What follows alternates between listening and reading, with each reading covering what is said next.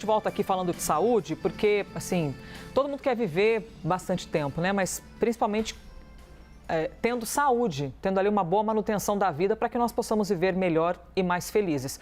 O Brasil registrou quase 74 mil novos casos de câncer de mama só neste ano, 2024, mais de 70 mil, segundo o Instituto Nacional de Câncer.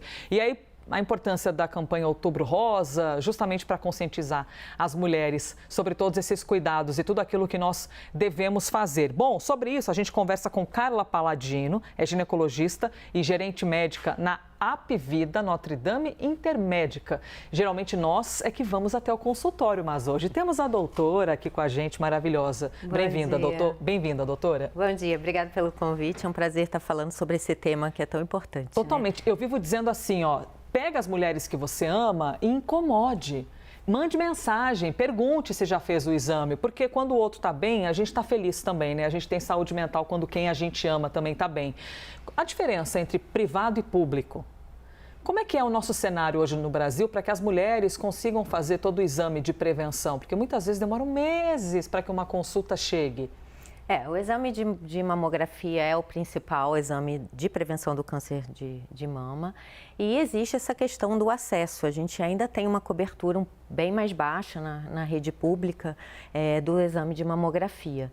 Mas mesmo assim, a gente tem campanhas para que as mulheres procurem e consigam fazer o exame mesmo na rede pública ou na privada. E a depender da idade, eu consigo mais ou menos detectar? Quanto mais idade na mulher, às vezes é mais fácil, ou quanto mais jovem. Tem isso, doutora, a diferença por idade? A mamografia tem uma sensibilidade que é maior nas mulheres acima de 40 anos, então ela não é indicada por causa do tecido da mama, né? O tecido da mama, ele fica com mais glândulas quando a mama é mais jovem e a mamografia não enxerga tão bem quando o tecido é muito glandular.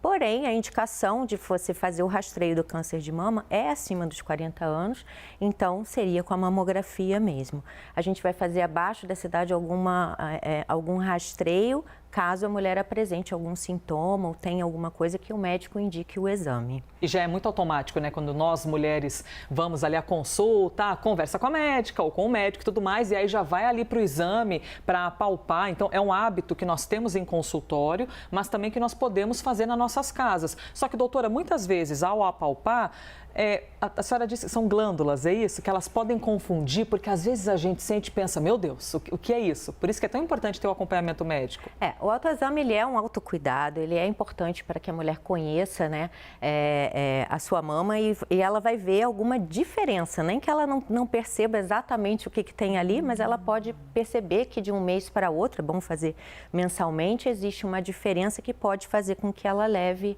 essa questão ao médico. Mas ela não substitui o exame de mamografia, que é necessário ser feito independente do autoexame. Mulheres que têm prótese, e o nosso Brasilzão, né, é uma loucura, com cirurgias estéticas, tem um monte de gente com prótese na mama e tudo mais. Isso dificulta ou o exame é diferente para quem tem prótese? Não, pode fazer a mamografia normalmente. Aquele negócio que pode estourar a prótese, cuidado, tem isso? É um mito. Existem dois mitos em relação à prótese. Um é que a prótese aumentaria o câncer de mama, o que não é verdade, não tem essa relação. Tem gente que pensa isso? Tem, muita gente que tem essa dúvida. E a outra questão é em relação a poder ou não fazer o exame. A mamografia pode ser feita mesmo nas mulheres com prótese. E quanto antes eu perceber a doença, o problema, antes a cura ou antes o início do tratamento? Tem como definir? Os números mostram, doutora, que quanto antes eu começo, não sei se eu posso definir assim, mais fácil, mas maior a chance de cura? Perfeito. Se você tem uma detecção precoce do câncer de mama, você tem até 95% de chance de cura desse câncer. Então, por isso que fazer esses exames preventivos é tão importante. E os homens? Homem também pode ter câncer de mama? É mais raro, mas pode ter. Em 1% dos casos, homens têm câncer de mama. Então, e o câncer pode se desenvolver da mesma maneira como na mulher? Da mesma maneira da mulher. Aparece um nódulo e aí tem que procurar o médico para poder investigar. Caramba, tá vendo? Porque tem gente que acha que é uma coisa só feminina. Mas, claro, enaltece-se muito a campanha com as mulheres porque é a área de maior risco, né, no gênero feminino. O risco está aumentado nas mulheres. O câncer de mama masculino é muito raro, mas muita gente desconhece essa informação.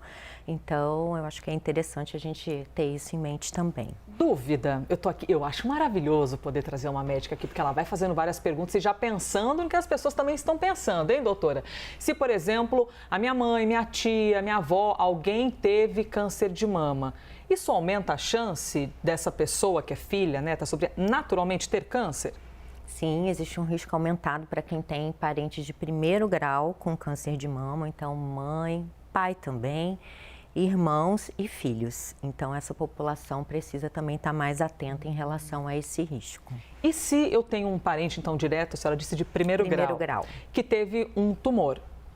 Isso abre caminho para que eu possa ter qualquer outro tumor ou geralmente, se eu tiver aumentada essa chance, o tumor geralmente é o mesmo? Se foi câncer de mama, é câncer de mama? Geralmente é. Existem alguns tumores que têm certa relação. Então, mama e endométrio, eles têm um pouco de... estímulo hormonal é o mesmo, então pode ter relação. Mas, geralmente, quando você tem um parente com um tipo de câncer, esse tipo de câncer é que você tem que tomar mais cuidado de prevenir. Sensacional, para a gente poder compreender aqui e ter mais saúde. Agora, para encerrar, porque eu já fiz muitas perguntas aqui, daqui a pouco a doutora vai falar assim, não, o pacotão eram só 5, tu já fizeste 15, minha querida. Mais uma dúvida. Pelo que a senhora vê em consultório, o nosso comportamento, assim... A gente está muito ansioso, muito agitado, come um monte de coisa enlatada, um monte de farinha. Não somos exatamente um bom exemplo de comportamento de maneira geral, né? Ainda mais a gente morando nos grandes centros.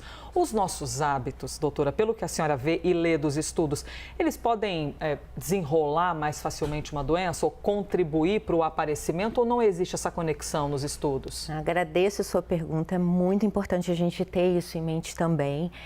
O câncer de mama ele tem uma relação muito forte com a obesidade, com o sedentarismo e com a alimentação não saudável, ultraprocessados, gaseificados, né, bebidas gaseificadas, chá, café. Então, é importante você ter essa questão da dieta em mente, né, uma dieta o mais saudável possível e atividade física e o controle da obesidade. Isso é um fator de risco, mas é aquele que a gente pode controlar. A genética a gente não pode, né? É verdade. Então, a gente tem fatores de risco que a gente consegue controlar. Então, é importante ter essa visão e, inclusive, você diminui o risco se você perde peso e bebida alcoólica também está relacionado, o tabagismo. Então, são hábitos de vida que a gente pode mudar e aí diminuir esse risco que porventura a gente tenha. Você vê, e como é importante a gente perguntar, né? Chegar em frente ao médico e perguntar. Porque eu fiz a pergunta pensando assim, será que é um grande absurdo? Alguém vai pensar, não, Elisa, nada a ver. Tá vendo? A gente tem de perguntar, porque a gente também se surpreende aqui para poder descobrir até que os nossos hábitos, que muitas vezes não são tão bons, pautam ali o nosso, eventualmente, né? O nosso futuro, o futuro da nossa saúde. Doutora, muito obrigada pela gentileza médica, ginecologista e gerente médica na AP Vida Notre Dame Intermédica. Obrigada por ter vindo aqui pessoalmente até a CNN. Eu que agradeço. Bom dia a todos. E tomara que gerem muitos efeitos, né, no cuidado de quem está aqui nos assistindo. Muito obrigada, Sim, obrigada. doutora.